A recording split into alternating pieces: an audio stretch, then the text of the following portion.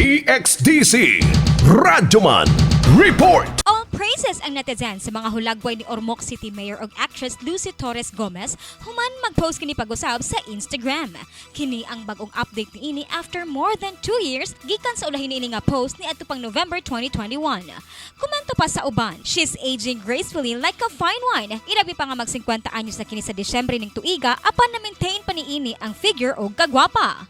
Bisan pa man nga pag-flex lang ni Torres sa clothing brand nga iyang ginaendorso ang iyang tumong, duna paghihapoy bashers nga maingong naningkamot kuno kini nga magpagwapa tungod na link sa young actress nga si Andrea Brillantes ang iyang bana. Gidepensahan usab siya sa supporters nila ni Goma og miribot nga ang hinungdan sa iyang kagwapa sa maong pangidaron mao ang iyang healthy lifestyle ingon man ang pagpangga kaniya sa iyang pamilya.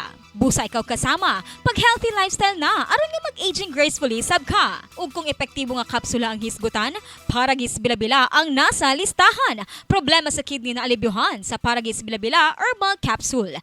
Daghan na nagpamatuod sama sa mga gid-dialysis, naglisod og ihi, lakaw, bangon nga natabangan nga naalibyuhan sa pagtumar og Paragis Bilabila Herbal Capsule.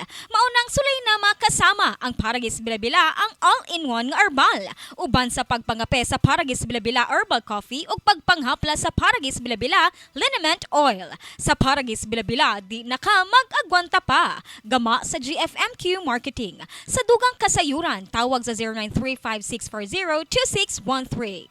Alang sa DXDC Entertainment News, RADYOMAN, JUNA SUMBITO, Tatak RMN.